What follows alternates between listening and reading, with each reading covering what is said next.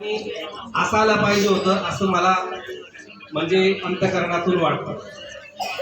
तर आज आपण या संध्या गवळी यांच्या वाढदिवसासाठी जमलेलो आहोत. तर संध्या म्हणजे काय? तर संध्या म्हणजे संध्याकाळ.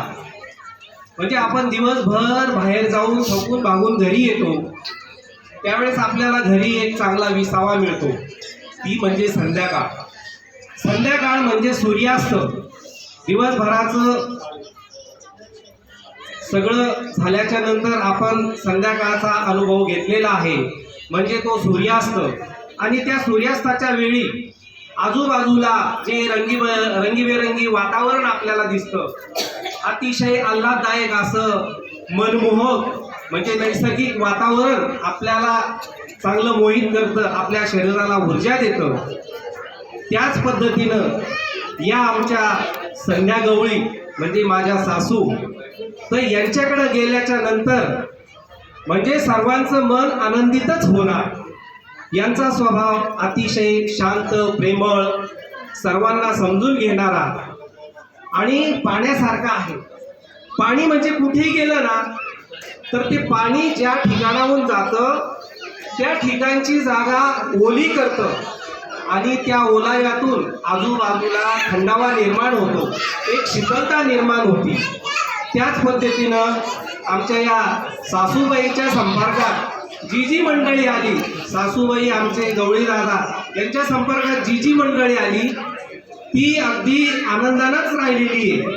म्हणजे त्यांच्यापासून कोणी दुःखी होऊन गेलेलं नाही, हे मला चांगलं आठवतं. म्हणजे मी असं सांगेल की आता यांचा वाढदिवस आहे, त्या निमित्तानं आपण सर्वजण इथे जमलेलो आहोत. तर प्रत्येक कुटुंबाचा त्यांच्याशी एक वेगवेगळ्या कालावधीचा संपर्क आलेला आहे. जसं आता पगारे परिवार आहे, मला वाटते त्यांचा 17 वर्षापासूनचा संपर्क आहे. आयरे परिवार आहे, 18 वर्षाचा संपर्क आहे.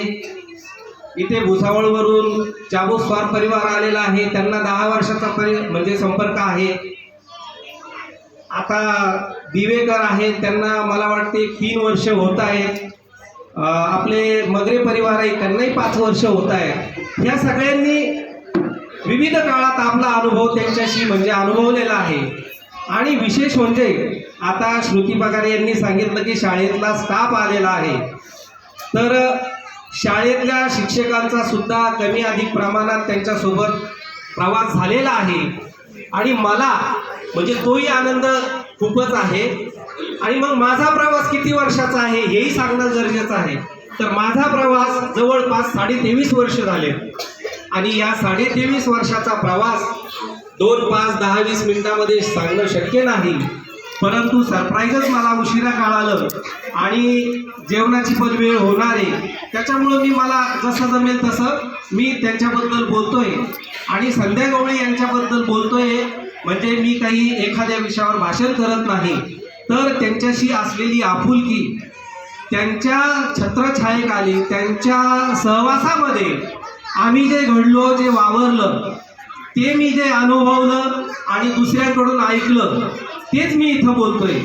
आता अनुभवलं म्हणजे मी काय म्हणणार, असाच एक प्रसंग म्हणजे माझ्या लग्नाचा होता. सुरुवातीला माझे सासरे आणि हे दोघे साडू भाऊ माझ्याकडे आले आणि गवळी दादा मला म्हणाले, भाऊ आमच्या मुलीचा BEdला नंबर लागलाय आणि शिक्षण हे खूप कष्टाचं असतं आणि त्याच्यामध्ये कुटुंबाची फार म्हणजे फरफट होते. सांगायचं तात्पर्य म्हणजे माझ्या मिसेसचा DEdला जेव्हा नंबर लागला, म्हणजे यांचा ज्या आज वाढदिवसाच्या हकदार आहेत, तर यांचा DEdला नंबर लागला त्यावेळेस पायी जायचं. आता ह्या दोघी बहिणींनी सांगितले की नातेवाईकांची वर्दळ असायची, तर त्या नातेवाईकांना सांभाळायचं, पायी जायचं, DEdचा अभ्यास करायचा आणि म्हणे एका हाताने मुलांना झोका द्यायचा आणि दुसऱ्या हाताने भाकरी थापायची. हे आमच्या गवळी दादाचे शब्द आहेत. म्हणून असं मी म्हणतो नाही, ते 100% म्हणजे खरंच आहे की त्यांनी अगदी कष्टातून शिक्षण घेतलं, त्यानंतर कष्टातून नोकरी मिळवली आणि नोकरी मिळवल्याच्या नंतरही आपण पाहतो 10वी 12वी झालेले विद्यार्थी अगदी चांगल्या प्रकारे अभ्यास करतात, उच्च उच्च पदावर जातात, नोकरी मिळवतात, पण त्यांना आधीची सवय असते अभ्यास करायची. म्हणजे अभ्यास कसा करावा, काय केला पाहिजे हे मोठ्या मुलांना अवगत असतं. पण आमच्या या सासूबाईंनी लहान मुलांना, म्हणजे आपण मातीचा गोळा म्हणतो, तर त्या लहान मुलांना क ख घ एक दोन हे पेन्सिलनी पाटीवर गिरवण्याचं काम केलेलं आहे. आणि त्यातून ते विद्यार्थी मोठे झालेले आहेत. आणि माझा थोडासा जास्त नाही, परंतु सामाजिक शैक्षणिक क्षेत्राशी संबंध असल्यामुळे कधी कधी त्यांच्या शाळेतील स्टाफचा माझ्यासोबत संपर्क आलेला आहे. आणि मग असं सोनामाताला आहेत, मग मी म्हणतो आमच्या सासूबाई तिथे आहेत जेव्हा होत्या तेव्हा, आणि आता म्हणतो होत्या, तर ती मंडळी सांगतात की त्यांचा स्वभाव खूप छान आहे. म्हणजे कुणाच्याही भानगडीत न पडणं, आपलं कामाशी काम करणं, आपल्या कामाशी इमाने इतबार राहणं, असा त्यांचा स्वभाव आहे. आणि मी हे अनुभवतोय की कितीही प्रसंग वाईट असला तरीही त्या कुणावरही रागावणार नाहीत. त्यांच्या चेहऱ्यावर, त्यांच्या मनावर रागाचा कुठलाही लवलेशही दिसणार नाही. असं हे खूप महान व्यक्तिमत्व आमच्यासाठी आहे. एवढंच नाही तर शहरात असूनही त्यांची, म्हणजे गावाकडच्या मंडळींशी जी नाळ जुडलेली आहे ती एकदम सकारात्मक पद्धतीची आहे. म्हणजे त्याच्यासाठी उदाहरण द्यायचं म्हटलं तर ते आता ह्या दोघी बहिणींनी सांगितलं जळगावला वगैरे जाणं, तर ते स्वयंपाक करणं. पण मलाही असं, मी खूप ग्रामीण भागातला आहे. म्हणजे 75 वर्षाच्या नंतर माझ्या गावाला रस्ता झाला, इतक्या ग्रामीण भागातला. म्हणजे स्वातंत्र्याला 75 वर्ष झाल्याच्या नंतर माझ्या गावाला रस्ता झाला. तर अशाही गावात म्हणजे या आल्या. म्हणजे सुरुवातीला मला असं वाटायचं की बाबा शहरात आपलं कोणाशी एवढा संबंध नाही, कोणाकडे आपण जात नाही, एवढं आपल्याला कसं बोलावं काय हे कळत नाही. पण जेव्हा ह्या आमच्या सासूबाई आमच्या गावात आल्या तर त्या ठिकाणी, म्हणजे मी शिक्षिका आहे, मी उच्च शिक्षित आहे, मी शहरामधली राहणारी आहे, मोठ्या अपार्टमेंटमधली राहणारी आहे, असं जराही तसूभरही त्यांच्या चेहऱ्यावर न दिसता त्यांनी चुलीवर स्वयंपाक केला, भाकरी केल्या, भाजी केली. आणि मग त्यावरून आमच्या आईच्या आणि त्यांच्या म्हणजे गमती पण झाल्या. म्हणजे असं हे व्यक्तिमत्व आहे. आता वंदना वंदनने सांगितलं की मावशी काय असते, खरंच हे मावशी काय असतं हे ऐकून मलाही असं वाटलं की खरंच मलाही एखादी मावशी असायला हवी होती. म्हणजे मला मावशी नाहीये, पण असं काही हरकत नाही, याच आमच्या मावश्या, याच आमच्या मावमावल्या, म्हणजे त्यात काहीच फरक नाही. आता याबरोबर जी गावाकडची नाळ मी म्हटलेलं आहे, म्हणजे यांनी आपल्या परिवारासोबत, आपल्या जवळच्या लोकांचं, आपल्या नातेवाईकांचं भलं व्हावं म्हणून यांनी काय केलं, अनेकांना मदत केली. नातेवाईकांच्या मुलांचं भलं व्हावं त्यासाठी आपल्या घरी कित्येक दिवस त्या मुलांना ठेवलं. त्यांची किंतु परंतु न करता, मनामध्ये कुठलाही म्हणजे कटुता न येता त्या मुलांची चांगली आपुलकीने देखभाल केली, त्यांचा सांभाळ केला. अशा ह्या आमच्या सासूबाई.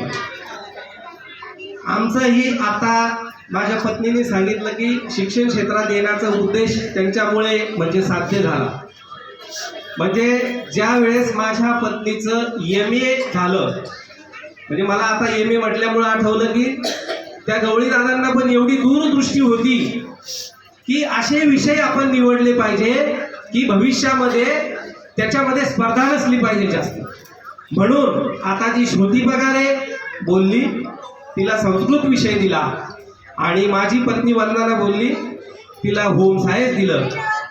त्यामुळेच त्याचा परिपाक हा आहे की श्रुती पगारेला नाशिक सारख्या ठिकाणी गुणवत्तेवर, आपण पाहतो शाळेमध्ये नोकऱ्या म्हणजे जवळपास पैशावर मिळतात, पण श्रुती पगारेला ही गुणवत्तेवर नोकरी मिळाली.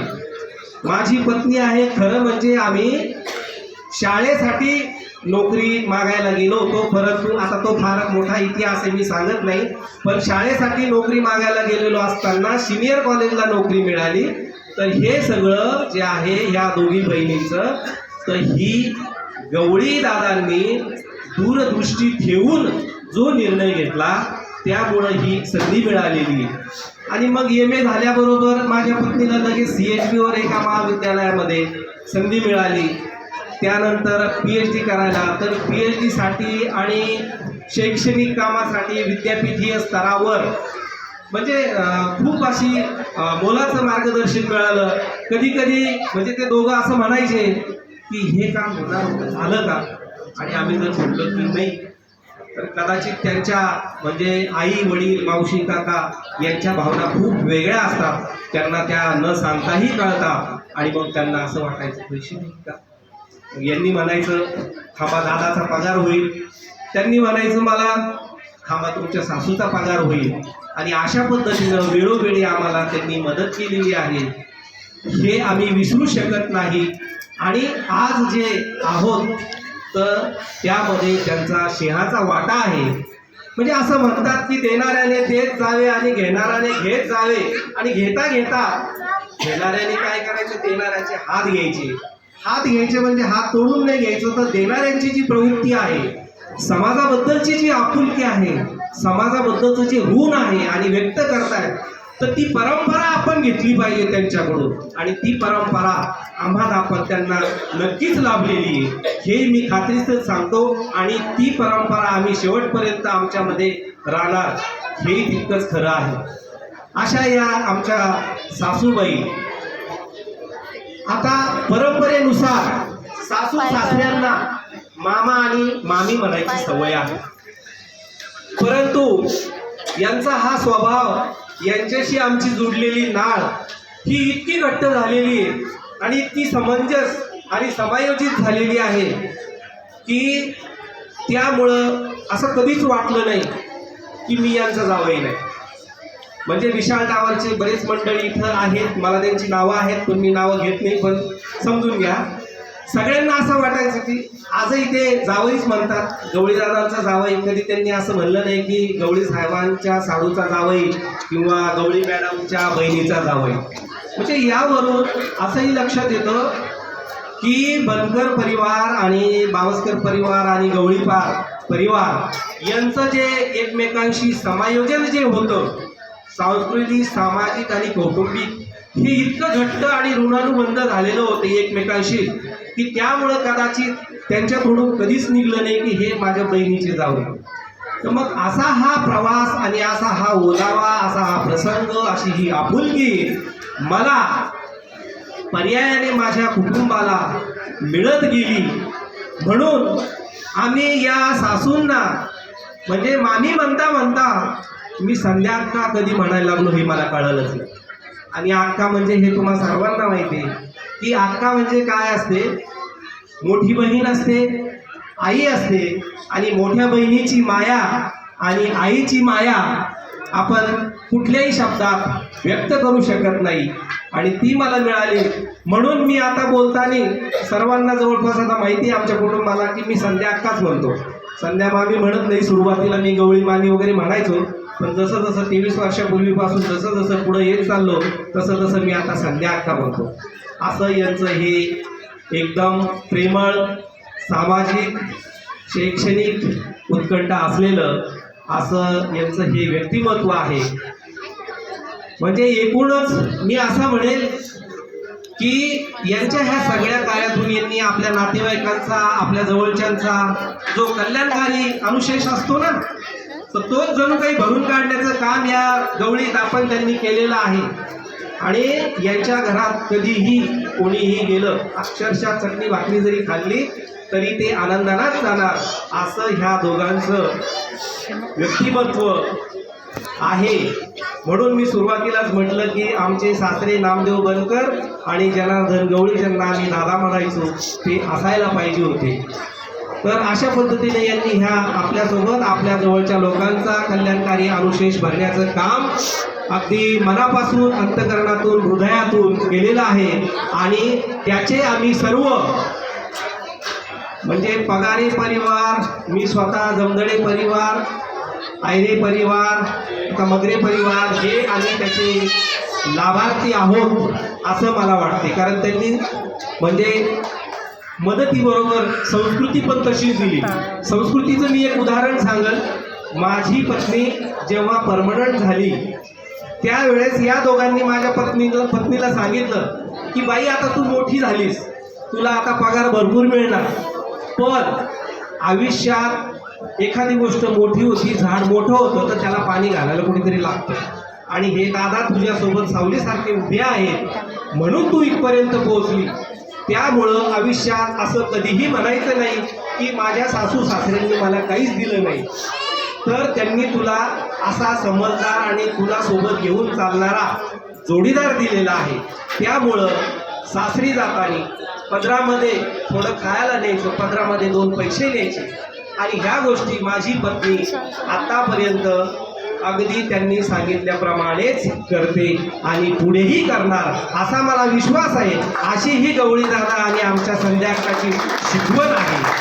म्हणून आता बोलण्यासारखं म्हणजे खूप आहे, वेळ भरपूर झाला, कारण मी आधीच सांगितलं की 23.5 वर्षाचं 20 आणि 30 मिनिटात होणार नाही. तर अशा या आमच्या संध्याकाळना माझ्याकडून माझ्या परिवाराकडून वाढदिवसाच्या खूप खूप हार्दिक शुभेच्छा. यापुढील त्यांचं आयुष्य, त्यांना दीर्घ आयुष्य मिळो, निरोगी मिळो अशी एक अपेक्षा करतो. आणि आजच्या या निमित्तानं म्हणजे जे काही माझ्या मनामध्ये दाटलेलं होतं, साचलेलं होतं, जे बाहेर मी इकडे तिकडे प्रसंगानुसार सांगायचो, तर ते 1-2 जणांना सांगायचो, पण आज एवढ्या जवळपास 50-100 लोकांच्या समोर सांगण्याची मला जी सुवर्ण संधी त्यांच्या बरोबरानं हे वाढदिवसाचं सरप्राईज आयोजित केलं त्या माध्यमातून मला मिळाली. त्यामुळं मी त्यांच्या परिवाराचा म्हणजे खूप खूप आभारी आहे या सुवर्ण संधीबद्दल. आणि पुन्हा एक मी असं सांगू इच्छितो की एवढे कष्ट केले, वैभव मिळवलं, सर्व काही मिळवलं, सगळं सुख संपन्न आहे, पण आता मला असं वाटतं की आता त्या 61मध्ये आहेत, इथून पुढं त्यांचं आरोग्य, त्यांची आधी झालेली धावपळ हे लक्षात घेता या